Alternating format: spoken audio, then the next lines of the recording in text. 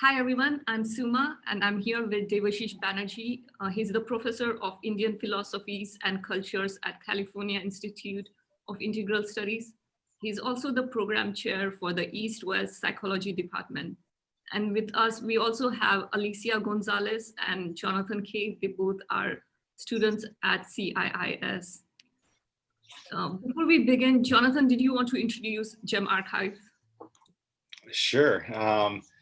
So this project is part of collaboration.org, a journal and website that hosts activities and studies of integral yoga in America.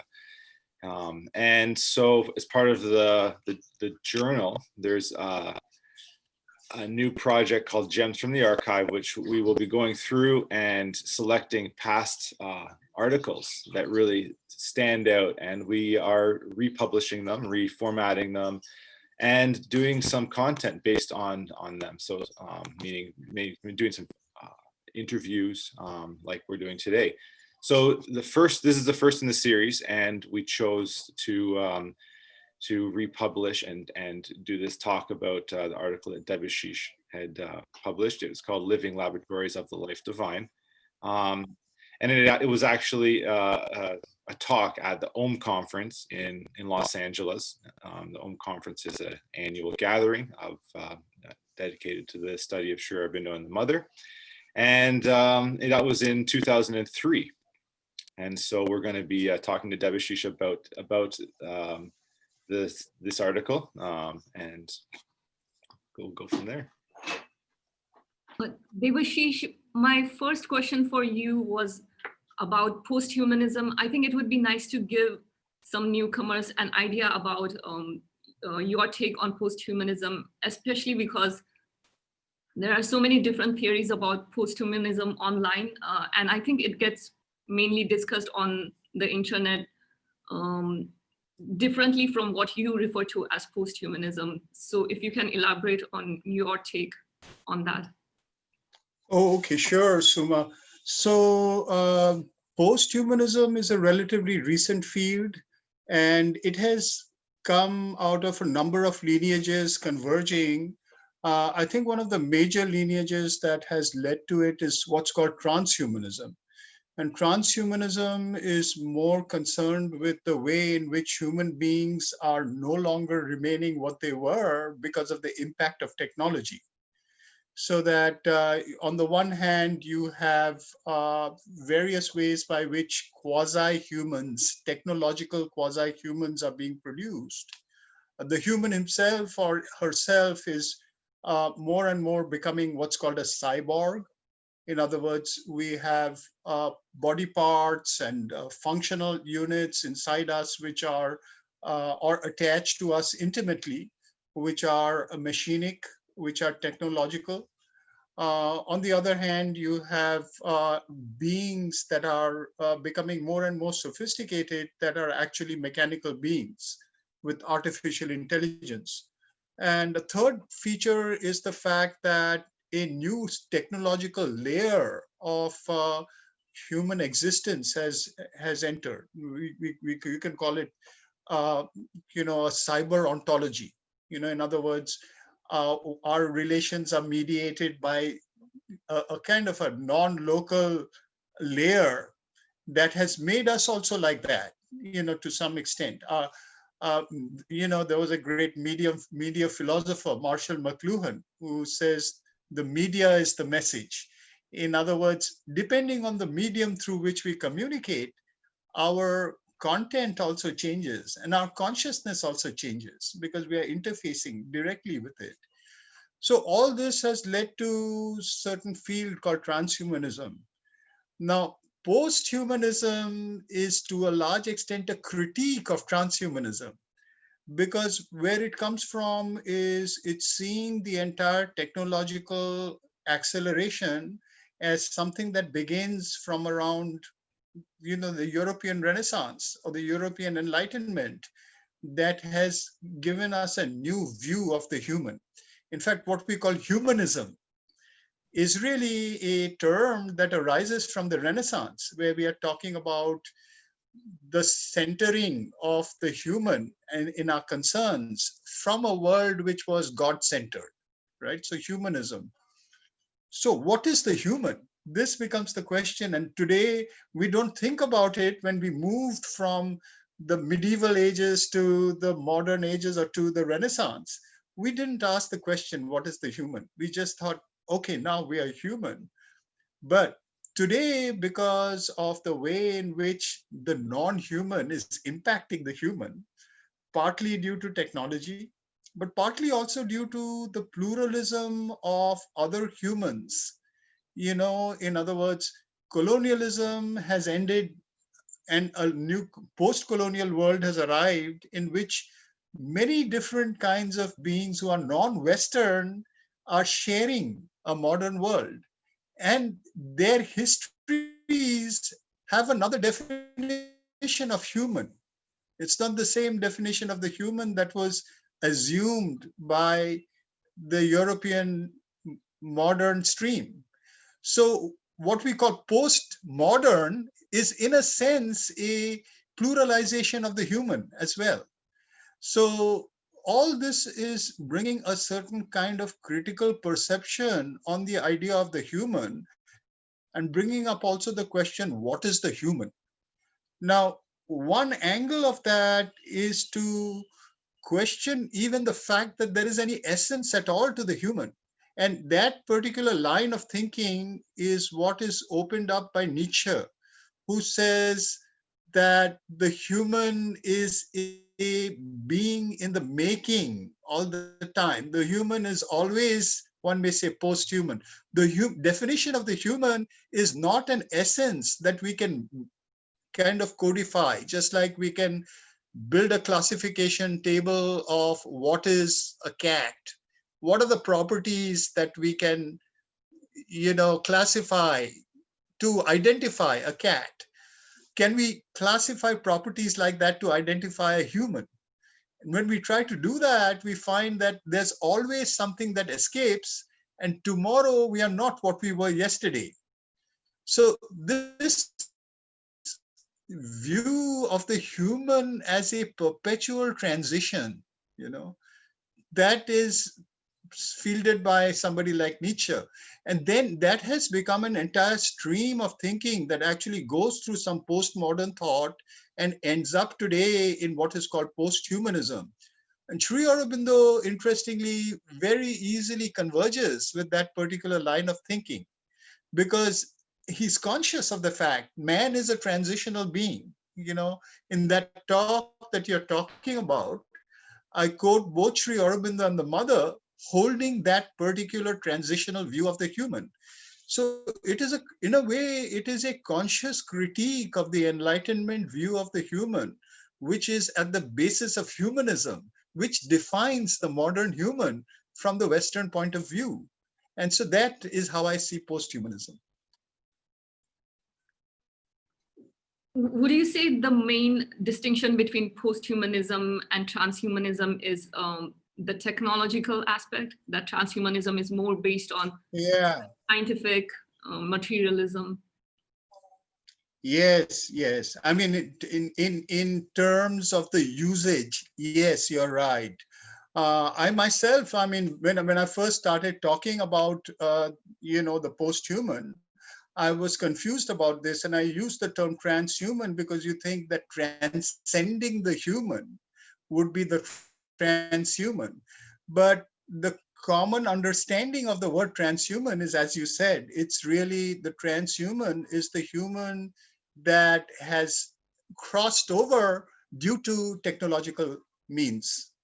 So that is, and when we talk about posthumanism as a academic discourse, through either critical posthumanism, philosophical posthumanism, it is a critique of that, and yet a acceptance of that fact that we are no longer what could be called human in the humanist sense.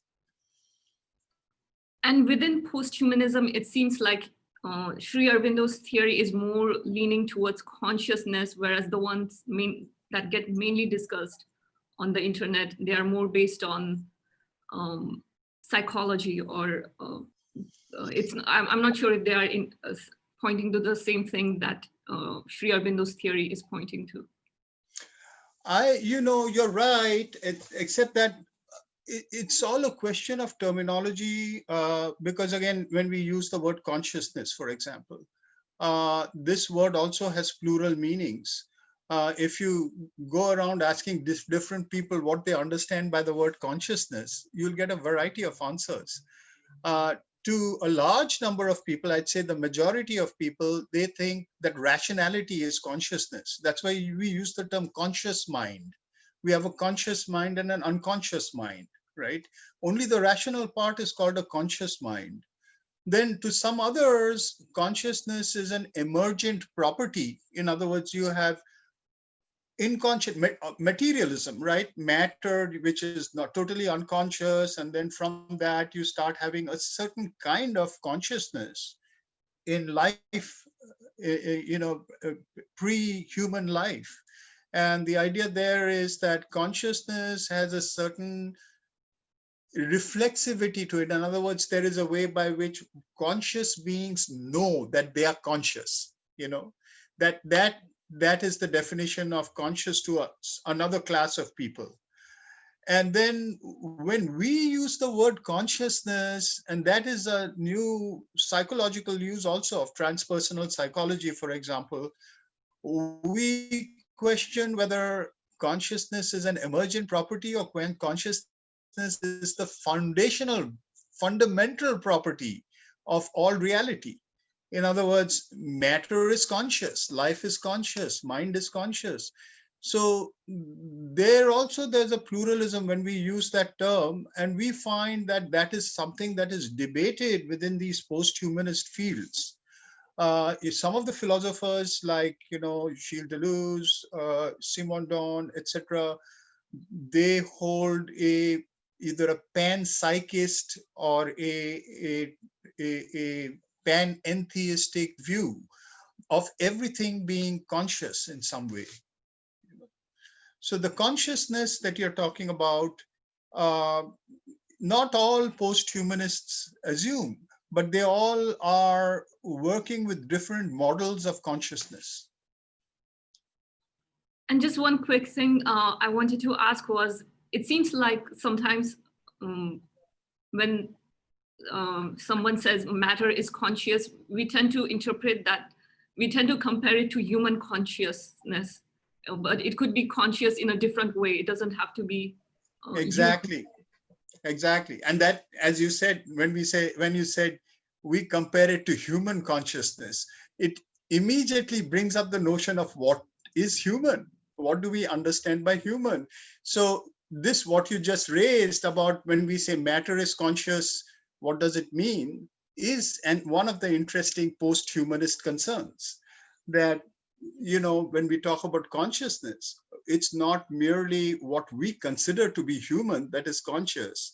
There are many ways of being conscious, and the human, even if we put the human under question, may or may not be able to be conscious in other ways that it doesn't know right now. Jonathan and Alicia, did you both have any questions? Yeah, I guess to talk a little bit more about that idea of subjectivity that we were talking about, the idea that a subject is made, it's not a given. And so the idea of Nietzsche and Sri Aurobindo critiquing modernity in that sense and putting the emphasis on the making of subjectivity, which is a yogic technology, definitely. And you've talked about yoga as becoming other. And so I was wondering if you could just expand a little bit on how these Nietzsche, Sri Aurobindo address making subjectivity, and then how in the contemporary times, as social conditions have changed since then, even how we can look at this. Yeah. Actually, that even the first thing that you said about subjectivity is not given. It's also something that postmodernism and posthumanism bring to the fore. Nietzsche brings it to the fore. And subjectivity is not given doesn't only mean technologies of self-making. all subjectivity is not given. It's all made. It's all made. In other words, that's what Foucault's work is all about, right? That we are made into subjects by by our history, by our society, by our becoming, acculturated into a certain identity, right? We are made into subjects. It's amazing, I mean, you see people kind of, becoming so emotional about their countries, their religion. They are willing to kill people for their, things that they have been made into by a completely alien discourse. They were not born like that. They were turned into that. And yet they have, in being turned into that, been made to assume identities that are so complete. It's really emotion making. You are turned into a myth, basically.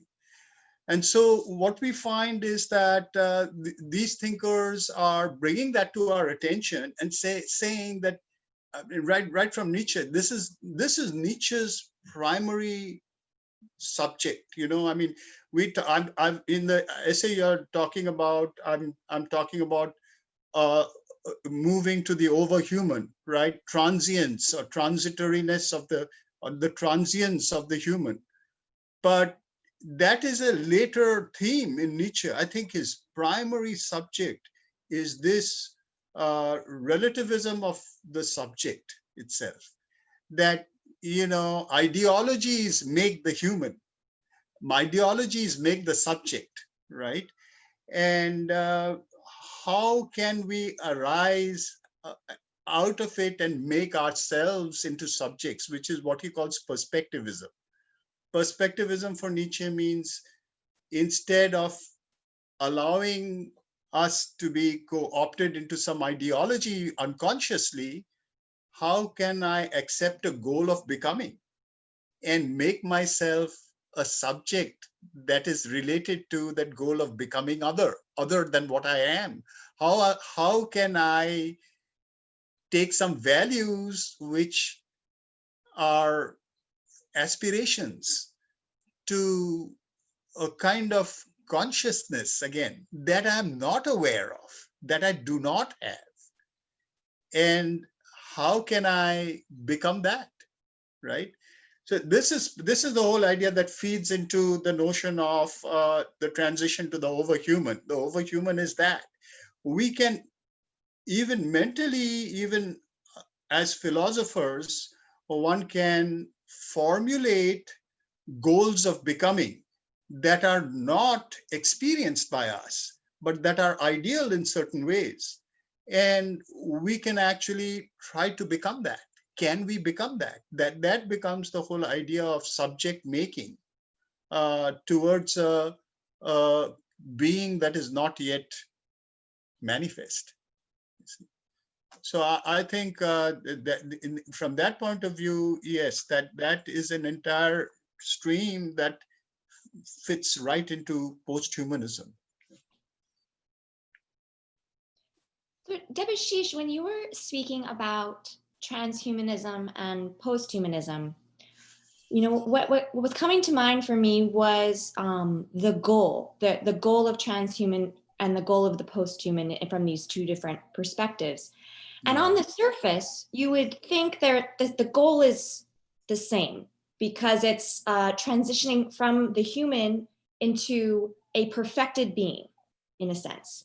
But if you go beneath the surface, I would think that it's not just the methods to get there that differ, but actually the end goal itself would be different from both perspectives. So I was wondering if you could kind of just make a distinction, not just so much on the methods that differ, but this end perfected being, how would they look differently? Yeah, I think before even talking about how they look differently, this idea of a perfected being in transhumanism is not new. All ideologies have the image of a perfected being, right? Transhumanism has brought that to the fore in terms of technology, but Christianity had it in its own way. The communists had, Marx had it in his own way. They're all talking about a perfected society in which a perfected individual operates. They have their own methods for it. But I think one major way in which you have to think of the difference between that kind of becoming perfect and the becoming perfect of a post-humanism is that all those kinds of becoming perfect are imposed from outside. You see, so this is also Foucault's main point. I'm not saying anything new. This is Foucault's central point. He's saying that essentially through methods of confession, he's tracing the European history of this and saying that it begins with Christianity, where through methods of confession, we actually usurp the individual's right to becoming and make it a social function. I will determine what is good for you or not, because you will confess to me what you did wrong, right? So instead of that, if we go one step back to, he's talking about even early Christianity, or he's talking about the Greeks, and we can do the same with yoga in the early period with the pluralism of yoga. You have individuals and small groups of people who determine a certain goal, and the goal is plural, like that, just as, when Dilip Roy came to Sri Aurobindo and said, I'd like to be your student and learn yoga from you. Sri Aurobindo's first question to him was, what are you looking for from yoga? And he was flabbergasted because he thought there's only one answer: people do yoga, to unite with the divine. So then he says, but what do you mean? So he says, is it peace? Is it power? Is it bliss? Each of these is a goal of becoming, and no two people need to have the same goal of becoming. Today we can talk about an integral goal, but that's a purely modern thing. It's because we can confront all these, and it's because of this way by which modernity has tried to create a single world picture, that we can also try to internalize that view to make a personal goal of becoming that is integral. And even that is going to be different for everybody. Your integral, your definition of the integral, your view of the integral, your path to the integral doesn't need at all to be the same as mine. So are we going to find a perspectival vanishing point? That is the supermind. And that perspectival vanishing point is not a definable mental limit. It is exactly a monism is equal to pluralism. It is exactly a complete explosion into infinity, of the one being. That's what makes it different from the human. You see? So from that point of view, you have to realize that the goal of post-humanism, if we look at it like that, is an indefinable perfection and an individual perfection that ultimately is looking for something integral, but cannot define it, cannot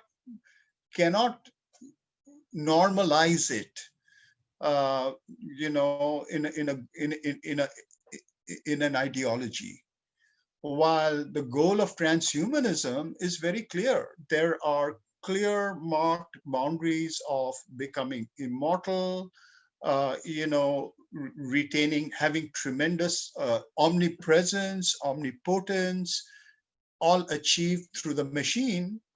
And these are basically imposed from the outside. They are actually, both the goals as well as the methods are being worked out through a mass phenomenon. So then just a bound perfection coming in from the outside is more along the lines of the transhuman approach, whereas this unbounded infinity of perfection from the within you know, and also, well, we don't need to get into all of the details, but that's primarily the difference. Yes, yes. And it seems like there are multiple definitions of perfections. What's perfect for me may not be perfect for you.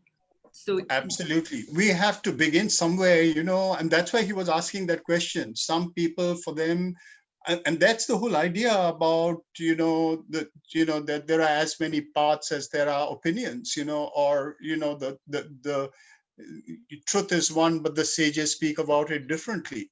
I mean, there's, I think, implicit at the very early point in Indian yoga, this idea that there is an infinity that cannot be named, but we have to begin in some way.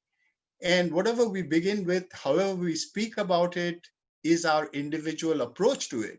We may or may not hit that integral point, but we have a right to individual goals of becoming that are approaching differently. Right. I was just going to say then, it seems to me the overman, the superman then really is described perfectly by this notion of becoming other, because it's an infinite becoming other. There is no end perfected goal. There's no place where it will ever stop. Yeah, there are some features there. You know, that's what actually, when we are talking about the overman today, there is an ethical dimension to it. And that ethical dimension is actually that of wholeness, you know, that the whole, however you define wholeness, right? Wholeness is really a being together, a being one, a knowledge of the whole. So, you know, I mean, today, because we are forced into a world which is so interdependent, we have to think of ourselves not only as individuals, but as the whole. Individually, we have to think of ourselves as having goals of becoming that are in whatever way, you know, bringing us into contact with the whole. I think this is a good point to ask you this question, Debashish. What do you think is the key element to transition into that superhuman? You know, Suma, there's so many ways, but or so many ingredients, but I think a really important one is to recognize, I think the point of departure, as I see it, is not even so much devotion to a guru or to a god or having a spiritual ideal, etc., but to realize that we are being instrumentalized, that we are actually subjects of history that are being made into something, and that we have to take our own destiny into our own hands. That is, I think, the point of departure. Secondly, we have to see that that destiny is something in which we have to become responsible for the world. We have to develop our capacities in such a way that we in each of us feels responsible for the preservation of the world, right? And however we do it, whatever is our method to get to it, and I'm not talking about externally, I'm talking about capacities and consciousness. Can we experience the suffering of another? Can we experience the wholeness of the earth? Can we experience, you know, animals like other human beings? All these are aspects of that beginning towards a post-human goal today, I feel. And I wanted to go back a little bit to your article, Debashish, with Living Laboratory. You have discussed similarities between Nietzsche and Sri Aurobindo's evolutionary theories, and how they both are pointing to the same notion of a superhuman being. But I think it would also be nice to know about the differences in their approach, because from a surface level, to me, it seems like Nietzsche is more referring to the psychology and individuality of a person, whereas Sri Aurobindo seems to be pointing to something beyond psychology and beyond the individual. Yeah, I mean, there are ways by which, I mean, Nietzsche is open to interpretation, and actually that's one of the things that I believe in, that uh, texts of the past are never determined. We have a right to interpret them as we would like to interpret them, except that they ought not to go in a contradictory manner to what it can be, interpreted as. So Nietzsche is open to interpretation, and a number of contemporary interpreters of Nietzsche are reading him more and more in terms that can be brought close to Sri Aurobindo. But there are major differences. For example, even when we talk about the surpassing of the human, when we look at Nietzsche's way of talking about it, man is a rope thrown between the beast and the overman.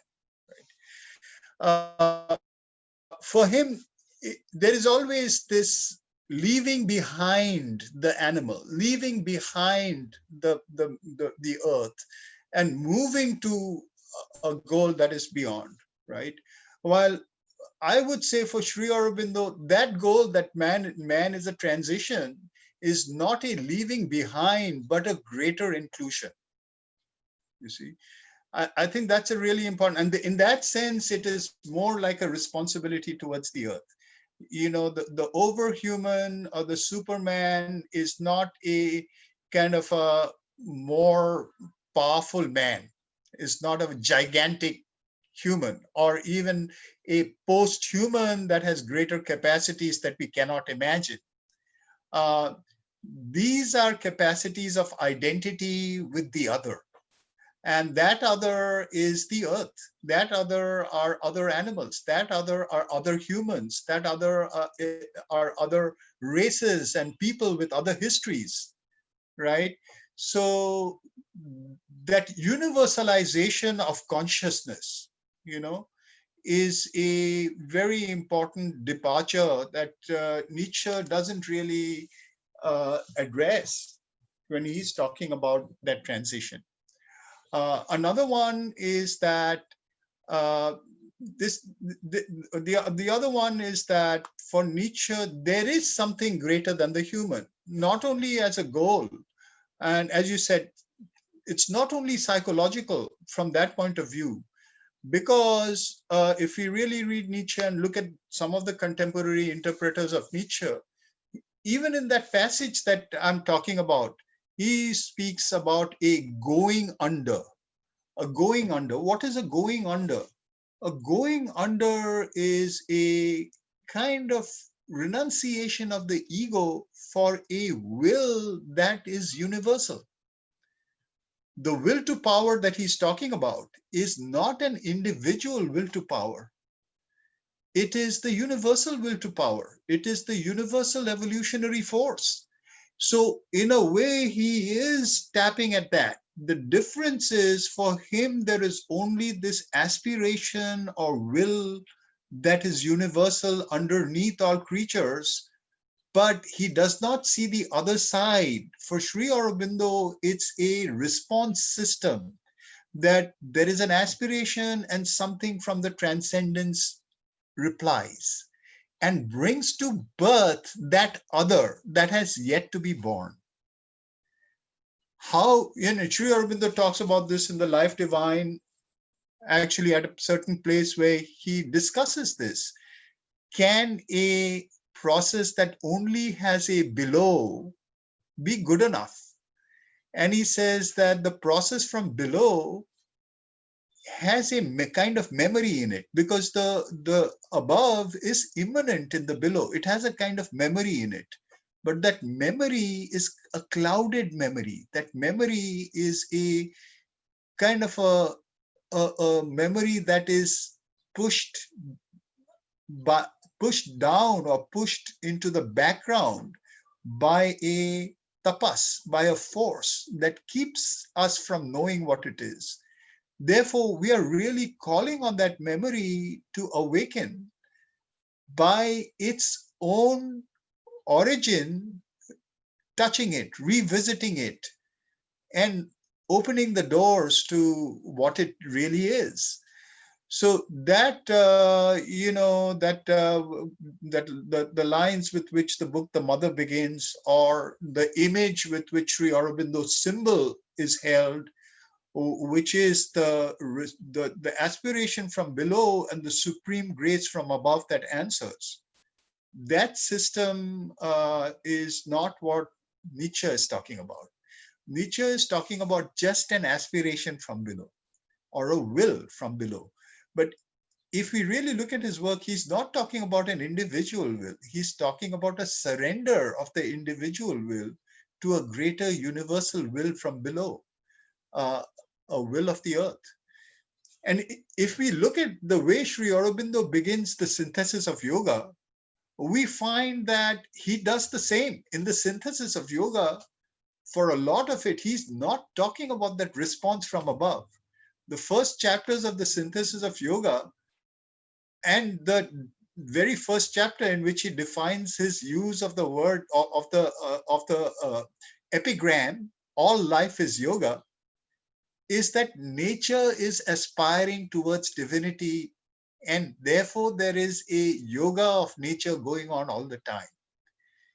And so there is that will to become divine within nature itself that we embody and we make conscious as human beings.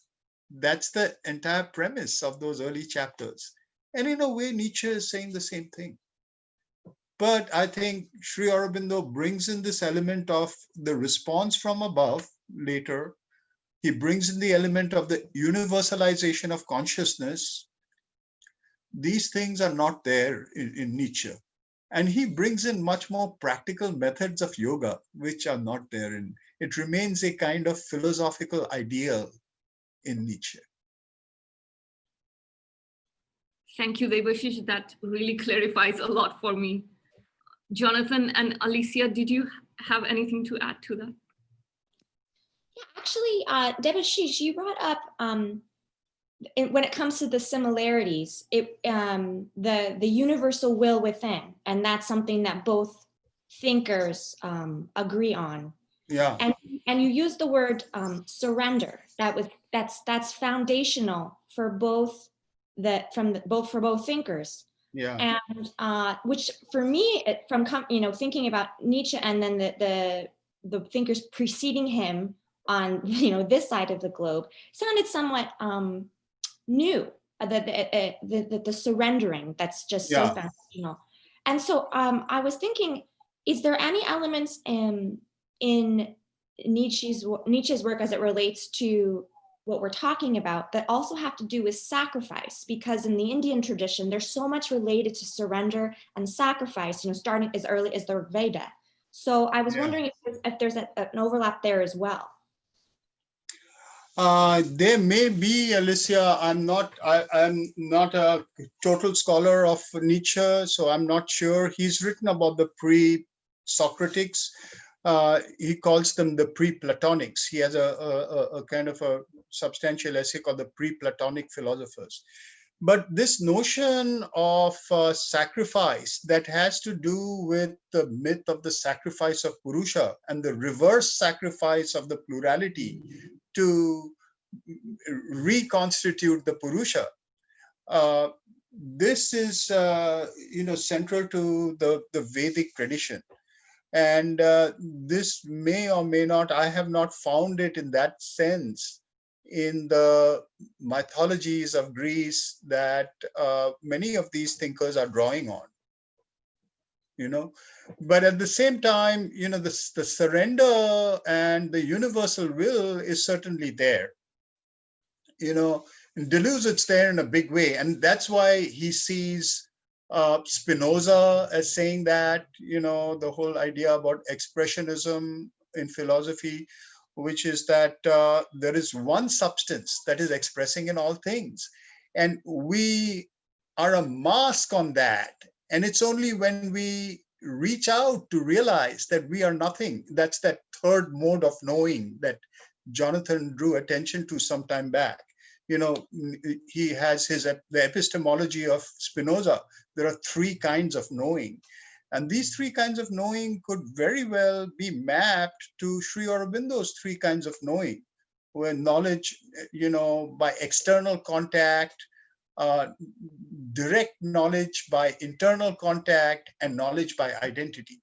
It's sort of like that. The third kind of knowing is a very heightened type of knowledge by direct contact, internal knowledge by direct contact, because of exactly this, the fact that there is a universal will that is actually doing whatever we think we are doing. And if we know how to get out of the way and connect with that, we actually experience the power of the omnipotent will that wants to do only what it wants to do through us. Debashish, I was just thinking along the lines of if you could talk a little more and also clarify a little bit about, using the words transcendent and immanent. And both of these thinkers would be using these notions and also associating power to them in different ways or not. I mean, so I guess that was a question that we could sort of nuance this idea of how Sri Aurobindo would use the outside as a transcendental. And I guess that would also, it seems to me like it leads into what you talk about in the article about the Indian notion of nature, the para prakriti and apara prakriti. And so maybe that also is directly related, that might help that. Yeah, it's a very important question, because, the Western tradition, particularly postmodern thought, has been allergic to the idea of the transcendent. And the reason that is so is that in the entire history of Western thought, there is a certain endemic dualism.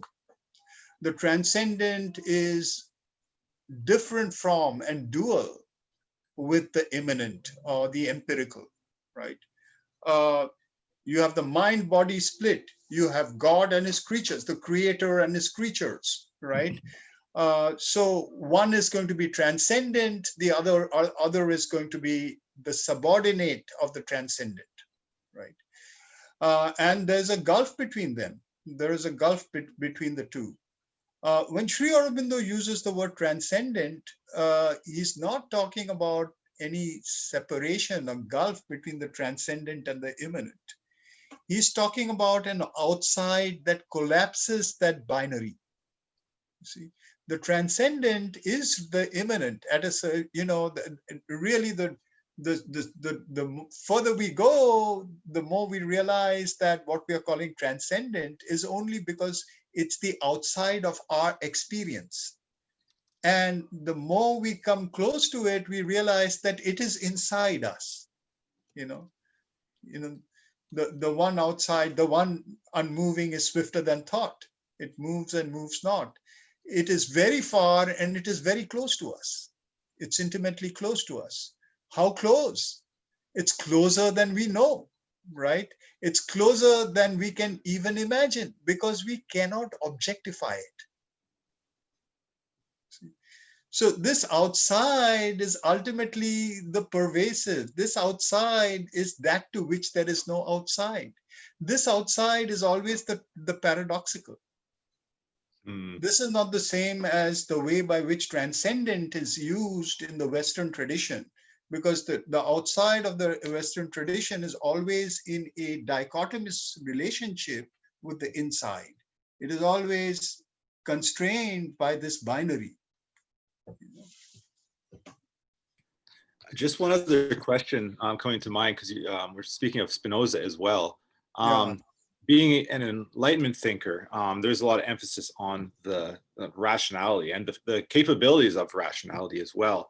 And from my understanding, this intuitive third type of knowledge is sort of just a natural growth of the intellectual capacity, you could say. Whereas in Sri Aurobindo, intuition would be a flash of a different kind of consciousness, a different ontology altogether.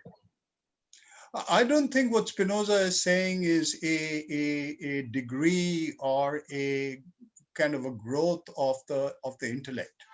There's a difference of kind that happens. It is a difference of kind. It is a difference of kind.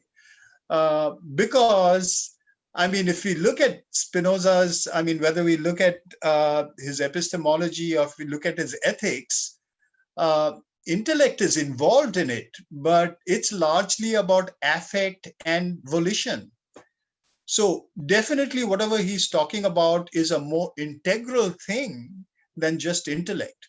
Intellect is leading it, but it is not just intellect. Just like with Socrates, in his in the Symposium, when Plato's talking about Socrates and his teacher Diotima, right, who teaches him about philosophy as a love of Sophia, which is really a kind of we talk about philosophy as the love of, of thought, the love of ideals, the love of thought. But he reverses it and says it is really the thought of love, right? What is the highest thought of love? Not what is the, greatest love of thought, right? So that turns it into affect rather than into thinking. Affect can lead us to the highest thinking. So it's similar with Spinoza, that there is a union, there is a certain kind of convergence into a more integral thought, you may say. In Sri Aurobindo's terminology, I would go so far as to call it the psychic mentality.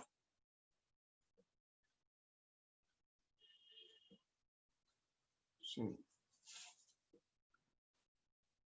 but Jonathan, just to complete the thought about your previous question. So what I'm saying is that, I think a lot of contemporary Western thinkers are aware of this idea of the dichotomy between the transcendent, the creator and the creation, the transcendent and the immanent in Western thought.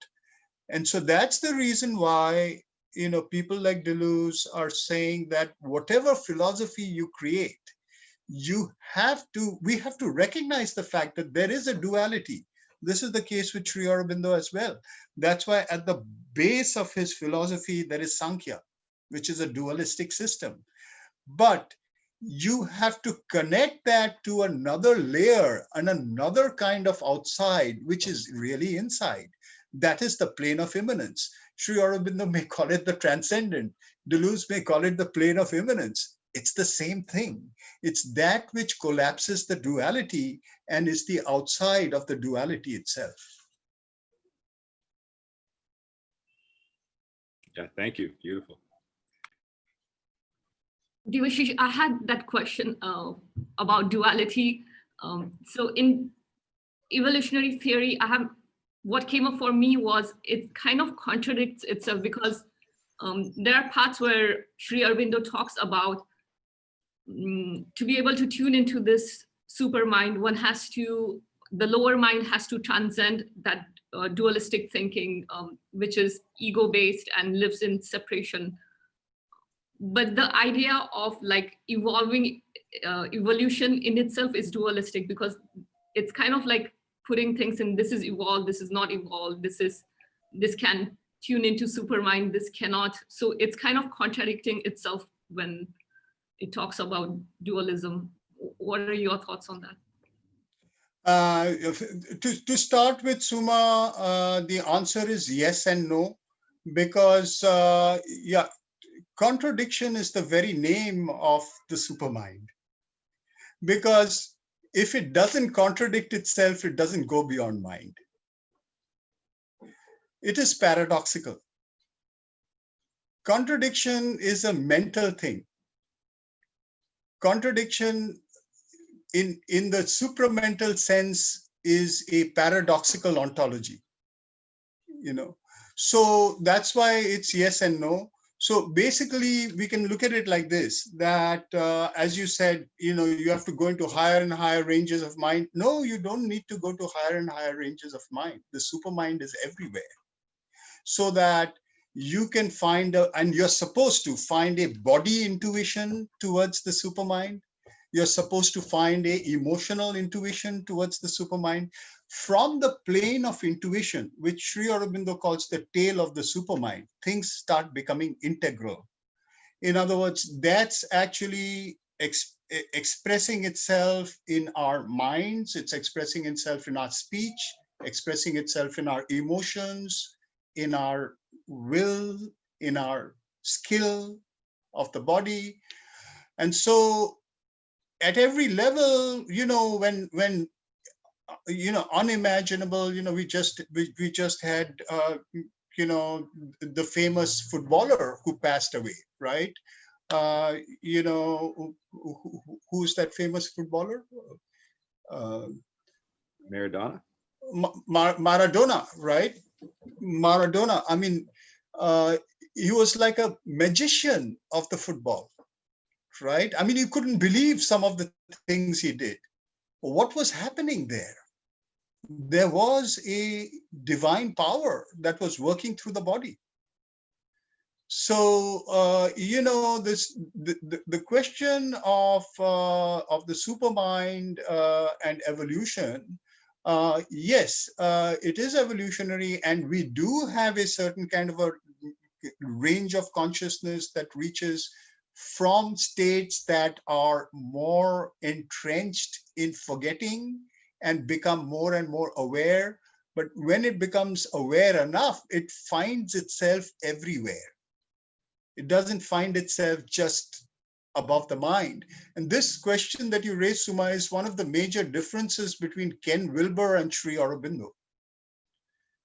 Ken Wilber's system is a system like that. It's a kind of a ascension, and each stage is a part of a bigger whole in which it gets explained. It's like it realizes that it's a gear in a bigger clock, right? That's the systems theory, a developmental systems theory. While with Sri Aurobindo, what we have is that the supermind, the closer we get to it, we find that each stage is fully the supermind. It's not a part of the supermind. The whole of the supermind is in each state, and each state can know the supermind in its own way, know itself to be the supermind in its own way.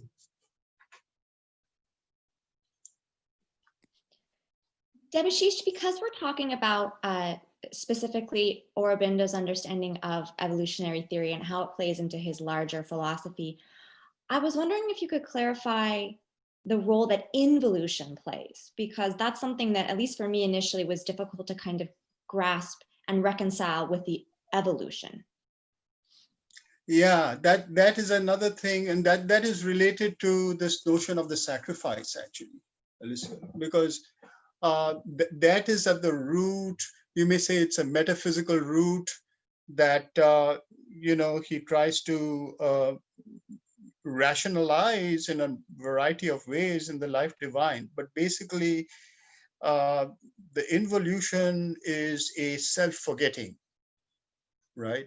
And we find that is also talked about in a variety of ways, whether we talk about the Purusha Sukta or the Nasadya Sukta of the Veda, or we talk about the Brihadaranyaka Upanishad, which I've been dealing with lately, or the Aitareya Upanishad.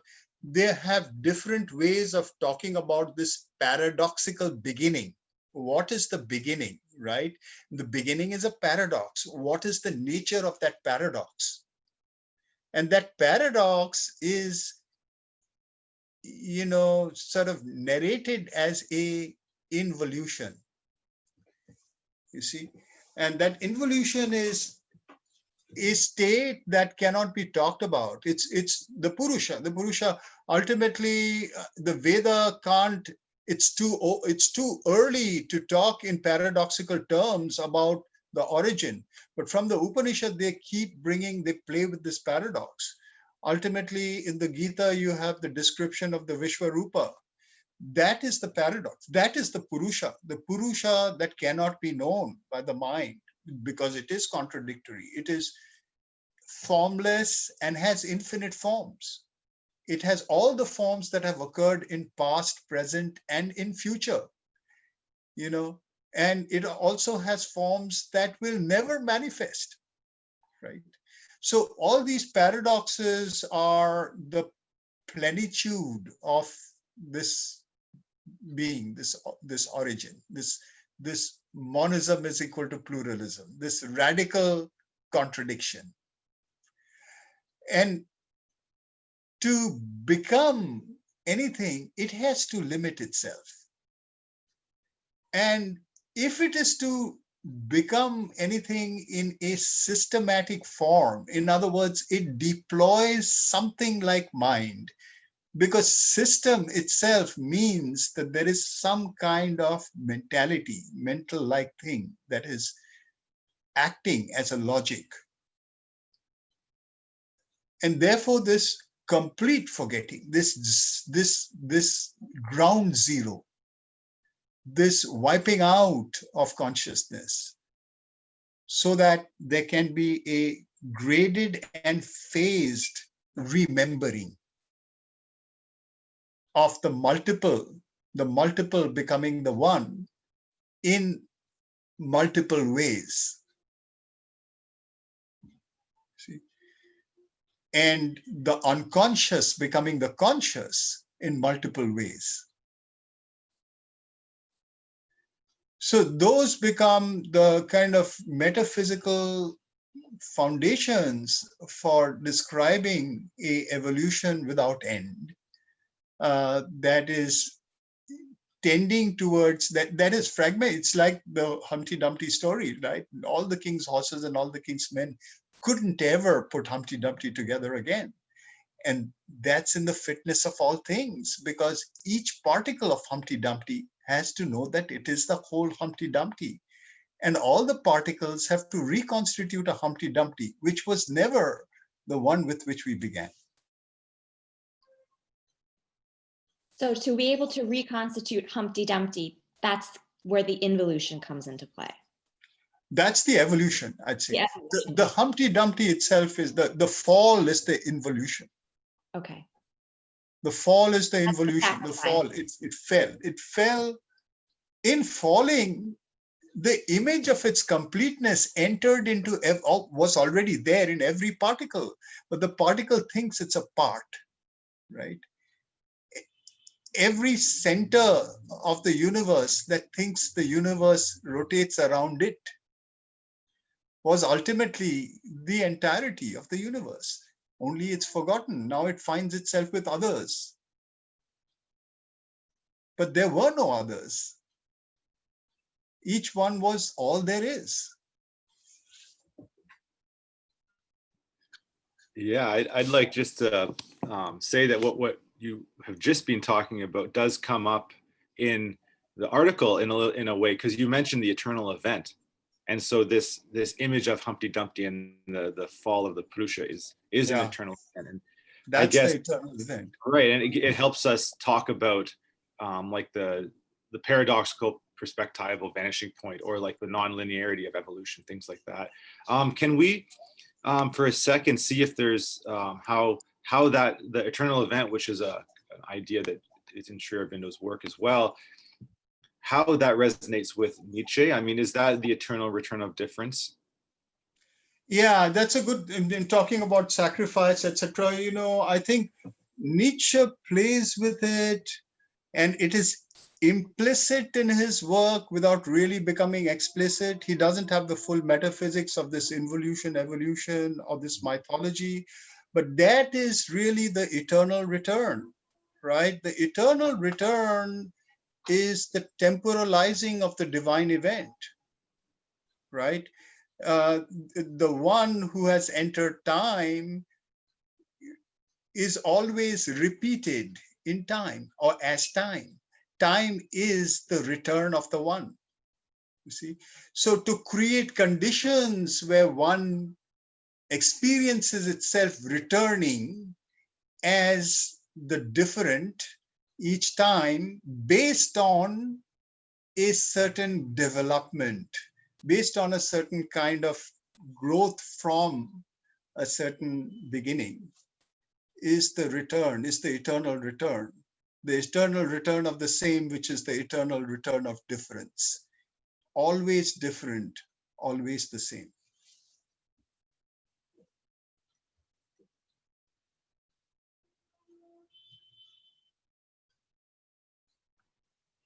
I'm just curious, Debashish, did Sri Aurobindo get a lot of criticism from people from Advaita because some of the speakers of Advaita or Advaita teachers, they seem to suggest to transcend even the idea of evolution or even the idea of supermind, because what they are suggesting is that is like the play of mind to keep you busy into like trying to chase after something better, trying to be somewhere that's better.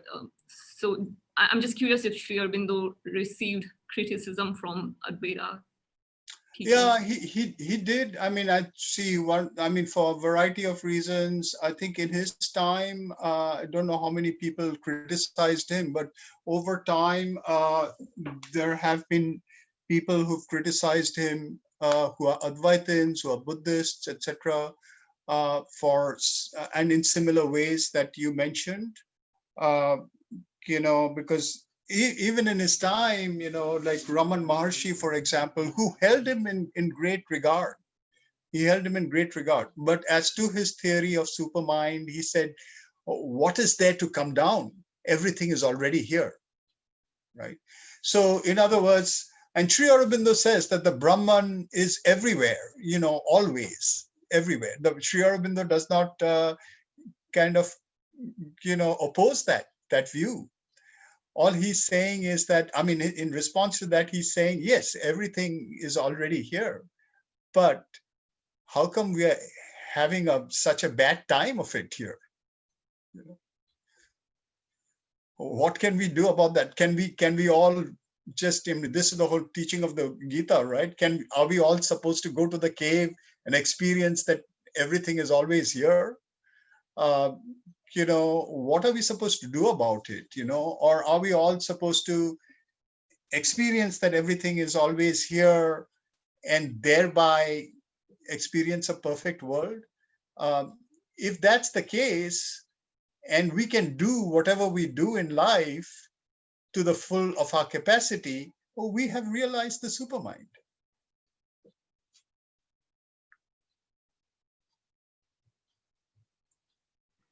I also wanted to explore this, bring in the point of view of a skeptic, just so that this conversation is integral in its spirit. A skeptic could argue that, like, what if this was just Sri Aurobindo's imagination? Maybe it was true for his experience, but maybe what if, like, it's not true for the rest of us? Yeah, so, from the point of view, from the point of view of mind, certainly, we are justified in relativizing what he has done from the point of view of mind, and we should relativize. That's part of the reason why, the whole question of integral yoga, that, what is, integral yoga psychology is how I name it. There was a way of calling it integral psychology, right? The term integral psychology, it sort of assumes that there is only one integral psychology that Sri Aurobindo knew. And even if that is the perspectival vanishing point, even if that is true, so long as we are in an academy which is ruled by the mind, we have to give place to pluralism. We have to give place to relativism. We have to make it only one voice and one perspective among many. And I think that we are justified. Nobody, as far as I'm concerned, has the right to go about telling others that they are wrong to think that his view is just his own. It's really a question of acceptance. If you accept that goal of becoming, if that goal of becoming is something that you intuit as a valuable goal for yourself, right? That's all it is. Anything more than that is religion. We should not try to tell people that this is true. or not true.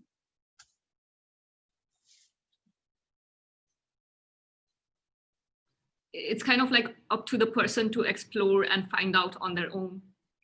Absolutely, absolutely. If it's a valuable goal for them, if they think that experiencing, transcendence, or experiencing that the divine is here always is a valuable goal for them, that is perfectly true, and they ought to do that. That is their swadharma, But if they think that there is a kind of integral realization that they are drawn to and that has some value, maybe not only for themselves, but for the world, that there is a value to arriving at a certain kind of integral realization, then they will strive for it.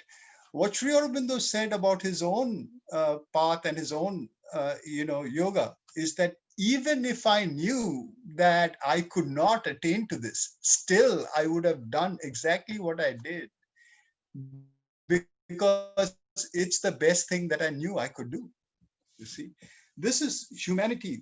When we talk about post-humanism is about defining goals of becoming that are desirable and staking one's entire, will to achieve it, whether one achieves it or not.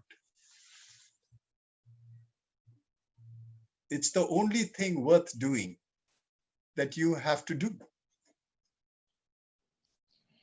And Debashish, just to kind of add to what you're saying, I think another key point is that it's not so much always up to us. The supermind also has interest in us coming down. It requires both. So, sometimes I think to respond to maybe a skeptical look at this from our own mind and our own mental construct, of course, but then there's sometimes these, transpersonal experiences where the supermind acts in us and finds us, and that's what's really key. Yeah, and not only that, apart from, you're absolutely right, Alicia, but, I spoke about the mind and from the mind's point of view, because the mind creates a certain kind of space, a public space, a space of plural becoming. But at the same time, what guides our becoming is not the mind. What guides our becoming are intuitions. What guides our becoming are certain internal memories even. I'm drawn to this goal, not because I think it's mentally a good thing, but because there's a resonance inside me. There is a feeling that, yes, this is what I'm drawn towards. I know it deep within. It's the same thing. The one out, it's very far, yet it's intimate to us. Somewhere I have an intimate connection with this goal. That's why I pursue it. Otherwise, I would never have pursued it just because it's a mental thought. Right, that's getting to the Sri Aurobindo says about the Buddha. Somebody asked Sri Aurobindo, the Buddha has no place for the psychic being. And Sri Aurobindo said he may have no place for the psychic being in his philosophy, but were not the psychic being to inspire his mind, he would not even have sought for the goal that he sought. Right. I was just going to say it sort of comes back to that affective level, like the exactly. Being, yeah. Really, it comes back to affective intuition. Mm-hmm, mm-hmm. Yeah. In my experience, I felt that's important.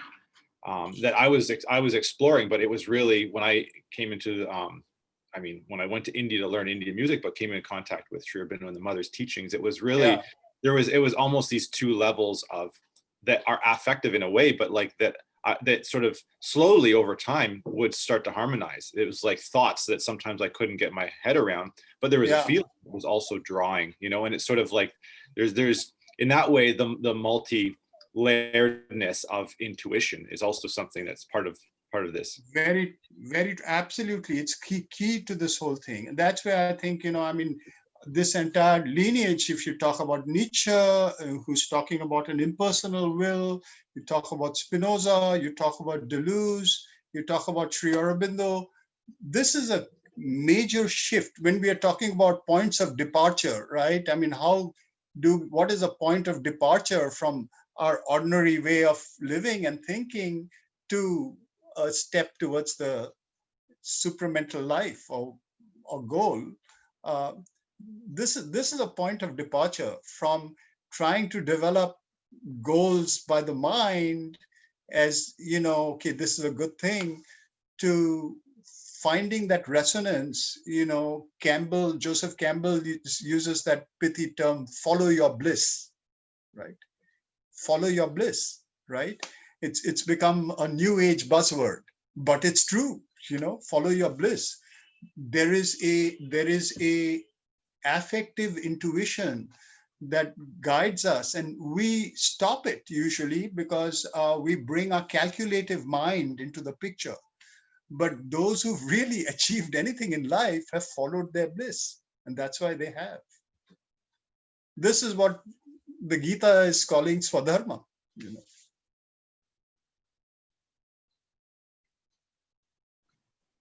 Maybe I'll just jump in for a second and get to another area of the article, which we sort of brought up a little bit, but the age of world yoga. And I guess we haven't spoken about the mother, and because you did speak about the mother in the beginning of the article, and so it was really a triangulation of the three thinkers, yogis. And so I guess maybe talking about a progression of Nietzsche, Sri Aurobindo's ideas of let's say of what that would look like, bringing the mother in terms of collective yoga and how that developed out of the container at the ashram, and then going into a place like Aurobindo, which is an experimental site of collective yoga, and to continue the trajectory into the newer direction too, that we've talked about many times, is bringing in like the idea of the trans individual. So bringing in another thinker along these lines. I was wondering if we could just sort of trace these ideas a little bit. That's many ideas actually. Yeah. Yes. It's like a feast of ideas.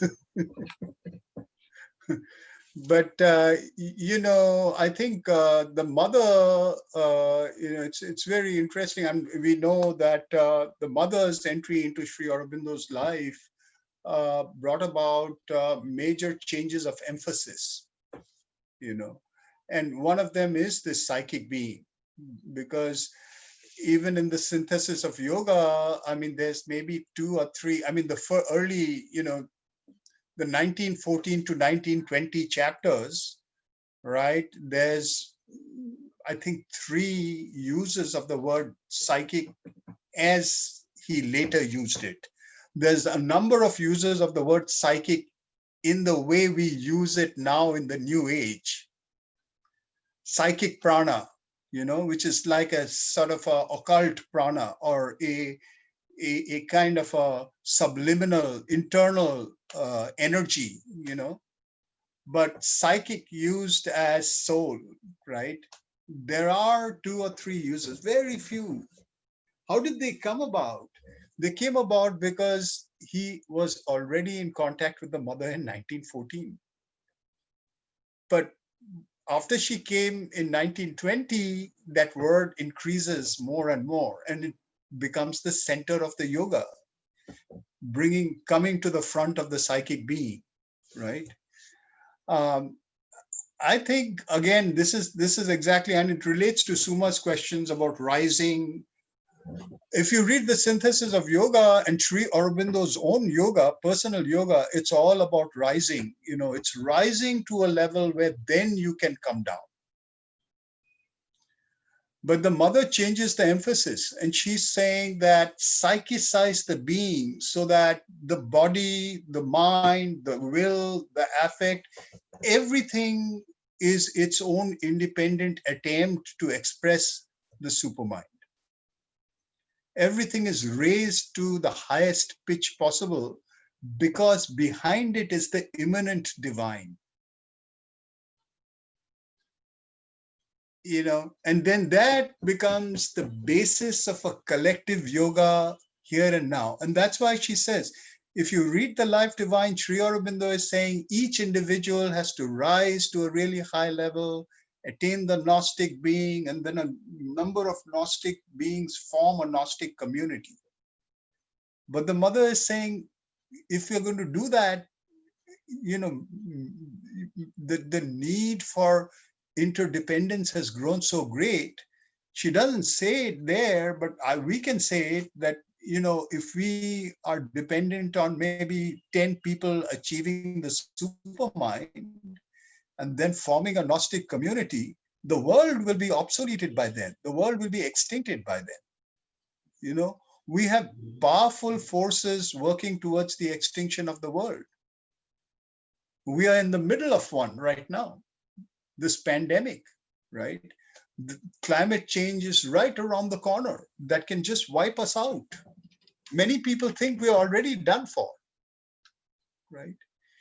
So what is there that we can do as a species, as a race, rather than go to mountaintops or even to, individual sadhanas to achieve the supermind?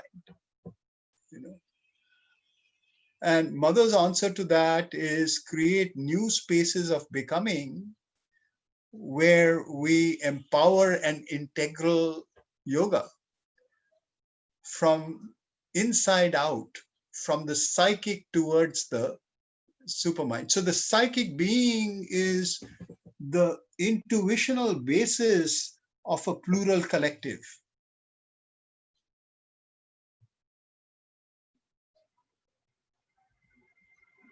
And there's things that point towards that in Sri Aurobindo himself, when he's talking about the world soul as well, or he's talking about nation souls. He's saying, don't make the mistake of thinking that the nation soul is some kind of essence that is separated from other essences. We don't live in a world in which each nation is an essence that is different from other essences. Each individual and each collection of individuals forms a certain body of qualities, of psychic qualities, but ultimately is the same everywhere. We know each other psychically as the one being there is in infinite forms. So that becomes our first datum of collective plurality. Collective yoga can be based on a gradual psychicization of our individual and collective life, much more accessible than individuals attaining the supermind. So it sounds like then we humans as living laboratories, in service of the world yoga, and in our attempts to bring consciousness to unconsciousness, should be attempting to participate in this collective psychic being. That would be one of the primary or most effective methods. I would say so, Alicia. But here is the interesting part, and Jonathan brought that up. He brought up the notion of another thinker, of Simon Dawn, and the idea of the trans-individual and of individuation and trans-individuation. So sometimes we find a very different kind of language being developed by a very different kind of thinker that may help us a lot more than the underdeveloped theories of an integral yoga in this direction. I think that, the whole idea of a collective yoga is extremely underdeveloped. It's there, and the mother usually left these things for individuals to develop themselves. Even the school is like that. I mean, what is integral education? I mean, those who really knew about it, like Kirit Joshi, who was the mother's right-hand person in the beginning of the school, said to me, she said, don't ever try to formulate an integral education. You guys experiment and find out a certain set of conditions that you'd like to manifest as the integral education here. But others can do other things, and everybody has to discover it for themselves. So there's that tremendous openness. That openness is there in Sri Aurobindo as well. I mean, there's no formula for it, but there is a language that can help to understand what are the features that one can grow into. So Simondon can give us a much more well thought out language, the language of transduction, of the trans individual, of superposition, of individuations, ideas. These are ideas, but these ideas make audible, make thinkable certain kinds of structures of becoming. You know? So from that point of view, I think, a collective yoga, I agree what you said about that's our job, but I think we need to understand it much better because there are lots of dangers to it. The collective yoga, even of the psychic, is not a easy thing because everything is tainted by the ego. Everything. We are mostly ego right now. And it's only to the extent that we really put our consciousness behind understanding these deeper concepts and how to avoid the traps of the ego that we can make these things effective.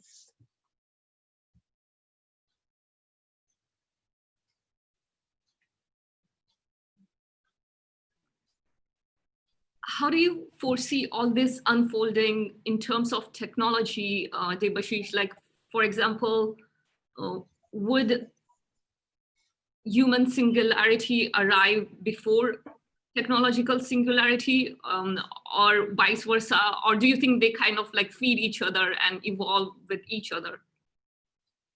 I wanted to understand post-humanism in terms of evolution of technology. Yeah, so that the whole notion of the singularity is based on intelligence. It's like the whole notion of singularity is based on the idea that humans are more human the faster they can calculate. And the singularity is where no human can match up to the abilities of calculating the complexities of our world that a machine can do. And I think that kind of singularity definitely, I have no doubt that machines will reach that singularity before humans do. But what is the right thing to be done is not a calculation. This is the big problem. This is the whole thing about the Gita, right? Which is, what is the thing to be done? Right? This is a simple question that Arjuna is asking. What is the thing? And Krishna cannot say to him that, become such a sophisticated thinking machine that you have all the possibilities and probabilities of the things to be done, and therefore you can choose the best thing. He's saying there is a consciousness that is in contact with everything. And that consciousness can actually point a direction to exactly what you're supposed to do. Attune yourself to that. Develop the internal technologies by which you can become an instrument of that. So this is also technical. This is the internal, this is techne in the Greek sense. This is becoming the machinic instrument of the divine will. And our technology can be an exteriorization of that. If we turn our intent inside out. If we don't, yes, there will be singularities, but we'll still extinct ourselves.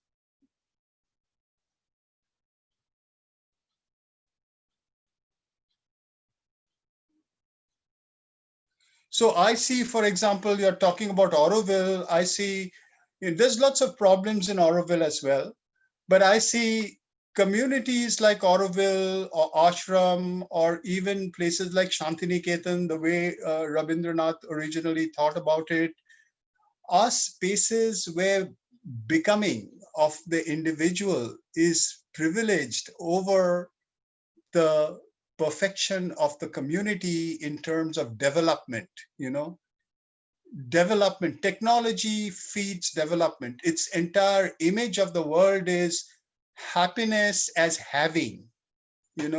I have a TV, a car, a house. Okay, let's minimize it. I read an essay by Bertrand Russell, who was a rationalist, in school, where basically he was saying everybody in the world will be happy if they had a small house, a small yard. Basically it's the socialist idea. This is what Russia was trying out.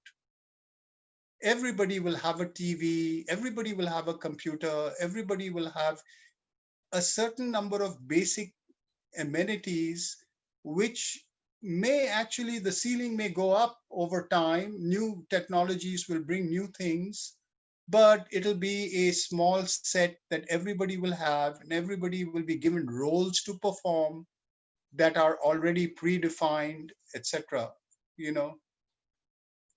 And happiness cannot be measured like that. That entire society was so unhappy that they just threw it out.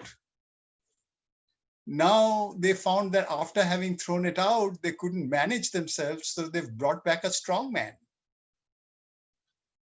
Look at what's happening in the world right now.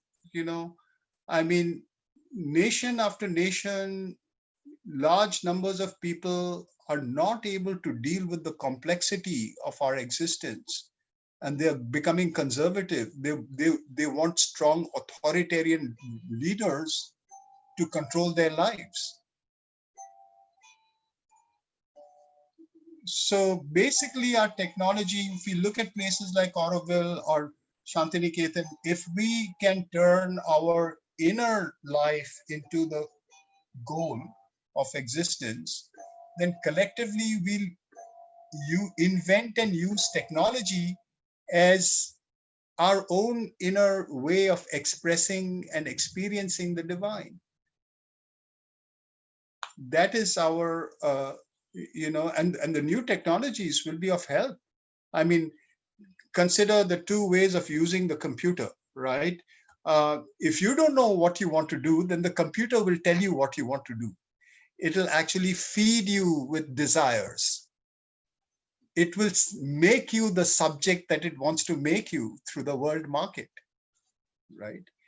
You will spend more and more of your time trying to achieve the goals that others tell you, which are goals of having, right? On the other hand, you see a person who really wants a certain focused goal in life. They use the computer to connect. Auroville is a decentralized node in a world of communities, in city-states, that can be made possible by technology. So technology can form what Teilhard Chardin was calling the noosphere, or McLuhan was calling the global village. Those possibilities of the technology exist if we actually turn our consciousness towards exploring a greater becoming, individually and collectively. Otherwise, technology will only serve capitalist interests, and we'll be made into the serfs of a larger machinic order, of profit making for a few people. Yeah. On this topic, what's coming up for me is, I really got a strong impression from the article when I read it, was the nature, like the living laboratory. It's a subjective science of self-transformation, but it's experimental. And you used that word earlier. Yeah. And based on what you just said, it seems like the kind of the consumer capitalist system that we're living in is over determining us and making us calculate, looking at everything as being inframed. And that actually, to me, is pitted directly against experimentation, because in experimentation, the results are unknown. So it's not profitable to go into a venture where you're not going to know if you have something that you can sell, you know? Yeah. And this is like, I feel this is something part of my life as a musician and an artist, and constantly trying to be experimental, because it helps facilitate individuation, and it helps create communities that are open and growing in ways that I resonate with, I am affected by. But at the same time, you feel that there's so much of that energy that's sort of being taken because of this over-determination, which is completely against experimentation, at least, you know, outside of the companies that are doing it in very controlled situations with a close look on the numbers that they're spending on how much they're experimenting on, right? Yeah. Right. Thank you so much, Debashish. I So much. really, I really treasure this conversation. This was amazing. Thank you so much. And Debashish, if someone wants to reach out to you, your website is debashishbanerji.com, correct? Yeah. They can email me. I mean, the email is also there in the website. And right. This was one of my favorite conversations. I so greatly appreciate your time. Thank you so much. Thank you so much too for hosting and facilitating. It's just been so wonderful to spend over, you know, in our rushed lives right now, this amount of time across the planet. And thank you, both of you, to making this happen. I think this was a great group collaboration. I really enjoyed it. Great. Thank you. Sure. And I also want to thank the listeners. I will see everyone soon. Thank you. Bye. Hey, Shubhratri. Bye, everybody. Shubhratri.